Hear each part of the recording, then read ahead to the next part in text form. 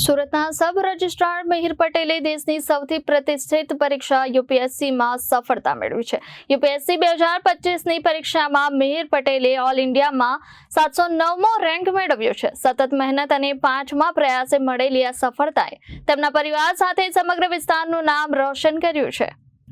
મિહિર પટેલ મૂળ નવસારી જિલ્લાના ગણદેવી તાલુકાના નાંદરખા ગામના વતની છે। હાલમાં તેઓ સુરતના ઉધના વિસ્તારમાં સબ રજિસ્ટ્રાર તરીકે ફરજ બજાવી રહ્યા છે। મિહિરે વર્ષ 2020માં BEITની ડિગ્રી પૂર્ણ કરી હતી। ત્યારબાદ તેમણે યુપીએસસીની તૈયારી શરૂ કરી અને સતત 6 વર્ષની મહેનત બાદ 5મા પ્રયાસે આ મોટી સફળતા મેળવી છે। મિહિર જણાવે છે કે તેમના સ્વર્ગસ્થ પિતાના આગ્રહથી નાનપણથી જ તેમણે ન્યૂઝપેપર વાંચવાની ટેવ પડી ગઈ હતી, જે તેમના જ્ઞાન અને તૈયારીમાં ખૂબ મદદરૂપ બની। પરિવારના પ્રોત્સાહન અને માર્ગદર્શન પણ તેમની સફળતામાં મહત્વપૂર્ણ સાબિત થયું છે। મિહિર પટેલના જણાવ્યા મુજબ યુપીએસસી જેવી કઠિન પરીક્ષામાં સફળતા માટે શિસ્તબદ્ધ તૈયારી, સકારાત્મક અભિગમ અને સારું મિત્ર વર્તુળ ખૂબ જ જરૂરી છે।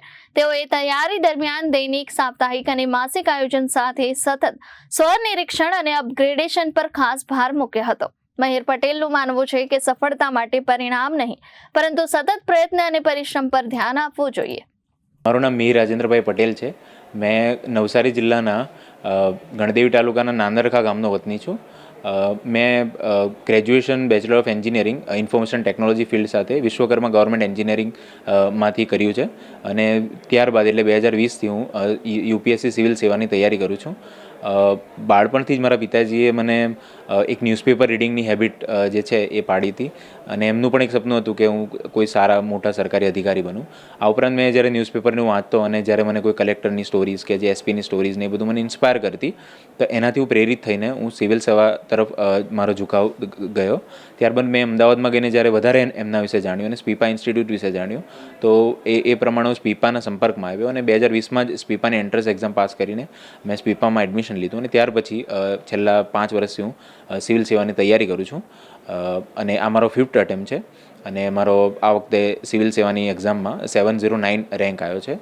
આ તૈયારીની વાત કરીએ તો તૈયારીમાં જે તમારામાં કઈ ક્વોલિટીઝ હોવી જોઈએ, તો ખાસ કરીને એક તો તમારામાં ડિસિપ્લિન હોવું જોઈએ, અનુશાસન, જે તમારા ડે ટુ ડે જે તમારા ગોલ્સ છે એને અચીવ કરવા માટે।